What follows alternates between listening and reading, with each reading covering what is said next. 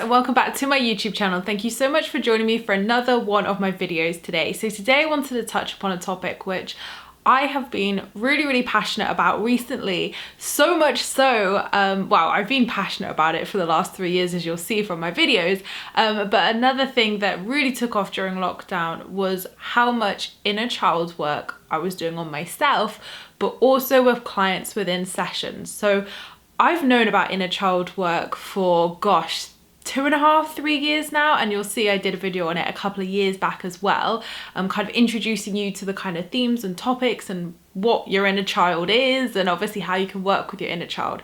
Since that video, so much has changed. I've learned so much, and I have incorporated it into my one-to-one coaching sessions, so much so that, and even unintentionally, I never really promoted that I did this. It was obviously my law of attraction and spirituality coaching, and obviously business coaching as well. And then what ended up happening, especially during lockdown, is every single client that came to me, I was like, we need to do some inner child work, until like 90%. And even in my business sessions, my clients were saying, do you know what? I really need to have more fun. And I'm like, right, inner child work. So I really felt that this was, you know, such a big topic at the moment. And I've seen a lot of astrologers say this as well, that inner child work is trending. I mean, I don't really want to say it's trending, but it is at the forefront of conversation at the moment. So that's why I wanted to bring it to the table today, to introduce you to it if you're not familiar with it, and update you on some really good practices you can do and some fun things as well to work with your inner child, meet your inner child, and connect with your inner child. So you can obviously heal trauma with inner child work, fears, limiting beliefs, injecting more fun into your life. There is so much you can do with inner child work, which can actually be the answer to so many of our problems, of our issues, our fears, our beliefs, our trauma, all of that. Inner child work can help with so much. This is why I am so passionate about sharing this message, helping people with this work as well. And so much so I'm actually going through a course at the moment where I'm training to be an inner child work practitioner, so I can understand the practice more,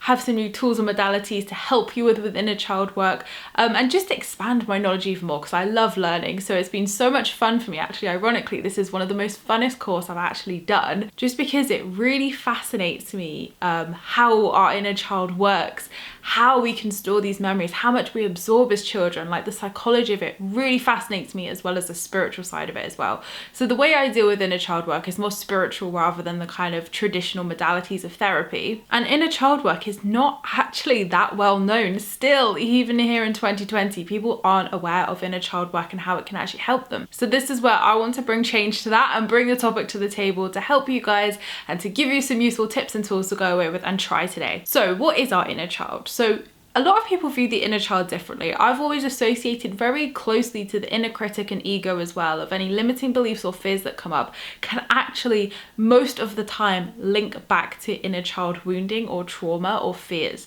So when we are children, we are at our most, we're like a sponge when we're a child. We are absorbing everything from our parents, from our surroundings, from school, from friends, from family, everybody, you know, we are absorbing everything around us. So as we're growing up and learning, you know, this is our script we're reading from. This is what, you know, all we've known. So what we kind of build off is our foundations as such. So this is why in our adult life, when someone has gone through trauma or abuse or anything like that, any kind of fears or traumatic events, you know, it can normally coincide with use of alcohol, use of drugs, you know, self-sabotage. There's so many different ways that that wounded inner child can come out in various forms in adult life. Now, you may not be sat here thinking like, I have obvious trauma, I have obvious wounds. You may not feel that at all, and that's absolutely fine. And one thing as well with limiting fears and beliefs is if they were obvious to us, they wouldn't be limiting fears or beliefs, because we just work on them and clear them. So sometimes we have to dig under the surface a little bit just to kind of bring up anything that needs to come up as such. So how does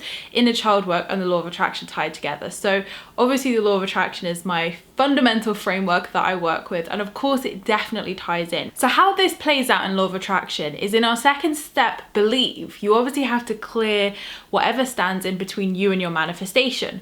So in this step, we're looking at limiting beliefs, we're looking at any resistance that comes up basically in order to be able to release this to become that vibrational match to your manifestation, to your desire. So how inner child work can help is obviously in that belief step. If you have any fears or limiting beliefs, or if your belief in your desire and receiving your desire isn't quite there, that's when inner child work can really help, as well as, healing traumas, even if it's not even linked to your manifestation, anything that comes up to the surface, that inner work, that shadow work, this can really help. So inner child work doesn't just have to be, releasing trauma, healing, all of those things. It can be fun as well. Sometimes as adults, life gets so serious, all the heaviness of what's going on in 2020 especially as well. We just need that fun.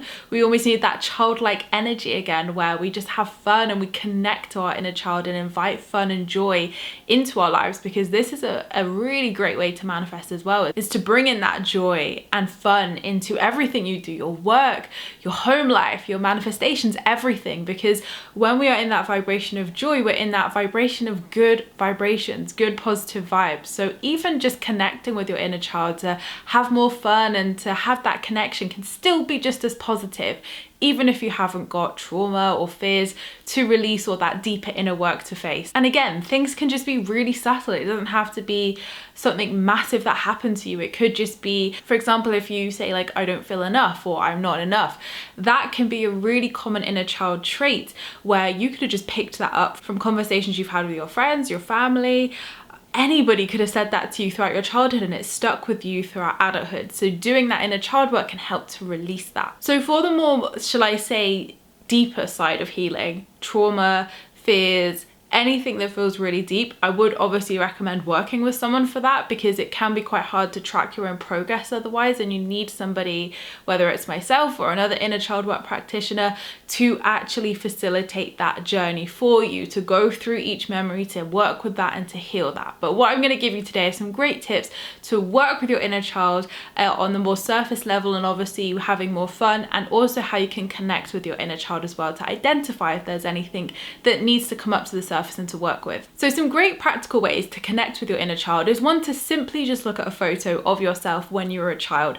Connecting with photos or videos of yourself as a child can be a really great way to just imagine that childlike self again, connect to that childlike self, that innocence, and to be able to have that connection. So if you struggle with meditation, or you struggle to really see things in meditation, definitely use this outside of meditation and just carry a photo of your child self around with you, maybe next to your bed, on your spiritual altar, wherever, and just look at it regularly so you can regularly connect with that childlike energy and invite her in. And secondly, what you can do is obviously through meditation. So there are some great inner child work guided meditations out there, whether it's on YouTube or whether you work with someone, etc. But you can obviously freestyle it. You can do it yourself as well. So all you really want to do is like get yourself into a meditation state, feeling relaxed, and see yourself in a safe place. This could be a beach, a forest, somewhere in nature, or maybe somewhere you really connect with in meditation that feels safe for you. So connect with that place. And once you see yourself sat in that place, invite in your inner child, call in your inner child through intention. You could say it out loud, say it in your mind. Intention is everything here. And just allow your inner child to come to you naturally. Just allow them to appear, wear whatever they need to wear, be the age they need to be, so they will always appear the same age to you each and every time. It doesn't matter what age you are working with, what memories, they will always appear at the same age regardless through this journey. So don't force an age. They don't have to be a certain age. Everyone's inner child will appear at a different age. So just allow whatever age they need to appear at to appear to you naturally. And then once they appear to you, just welcome them in, give them a big hug, get to know them, reconnect with them, ask them how they're feeling, how's their, what they're up to, ask them how they're feeling, and communicate with them just like you would with your own children, or a young child who's in your family, or connect with them. And they might invite you to play. A lot of my clients who are very work driven and have no fun or playtime in their life and are desperate to get that, the inner child will refuse to do any inner work until you play with them, until you invite that play in. So play with your inner child, have fun with them, meet them, and ask them, how they're feeling. And once you feel you've connected to them and you feel like you've done the purpose of this meditation to meet them and greet them and say hi and ask them how they're feeling, tell them that you love them, connect with them, tell them just like you would your own child that you love them, you're here for them, and they can talk to you at any time. And then come out of the meditation, and this is all you need to do to meet your inner child. So in your kind of waking life, how you can connect with your inner child is through maybe making a list of fun things that you want to do. So writing a list of, I normally say go for 25 to 30, really push yourself, even go to 50 if you want to, and just write down what fun means to you. So that will be your list. What does fun mean to me? And then write down all these points, and then commit to doing one of these points every single week. So invite that fun into your life, do those fun activities. This is a great way to embody that inner child work in the physical, as well as connecting to their photo as well. And again, just tuning in. You might do it intuitively, you might go back into meditation, tune into how your inner child is feeling. If any negative self-talk is coming up, fears, limiting beliefs, or any self-sabotage, tune into your inner child. This is the first thing that I do, and it works every single time. Tune into your inner child and ask, how are you feeling? What is making you feel this way? Talk to me, and listen to what they say, and then talk to them as you would your own child or a child what would you say to a child if they said, oh, I'm scared this is going to happen, or I'm not feeling enough? What would you advise to a child? And obviously speak to your inner child with love. You don't want to suppress things down and say, oh, don't feel this. Say, I hear you, I see you, I'm here for you. These are the best ways to communicate with your inner child, is to witness them and show them they are being seen, because that's what they want. They want to be seen and they want to be loved. So the healing side of the trauma is a different side of inner child work, where you need to do a series of meditations to work with that, and obviously work in the physical as well for those beliefs. But these are just some really great simple practices that you can do here and now to work with your inner child and connect with them. And when you aren't so connected to your inner child, obviously you can feel quite bored with life, especially your adult life. It can feel quite serious, quite, just why is life so serious sometimes? Obviously you can be having triggering, limiting beliefs. That ego, that inner critic is going to be very loud if that inner child is not being listened to. Whereas when you connect to your inner child and work with your inner child, even on these really simple practical levels that I've given you today, you can expect to feel more connected, have more fun, and experience joy in life.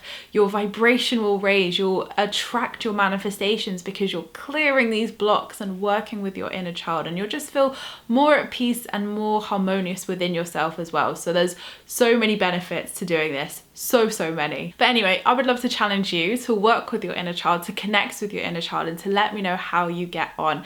Let me know if you work with your inner child already, and let me know how you get on with your fun activities as well, because I would love to hear how you get on and what joy and fun you spark from doing these practices. So thank you so much guys for watching this video. I appreciate all your views and likes. Don't forget to subscribe if you're new here, because I would love to see you again soon.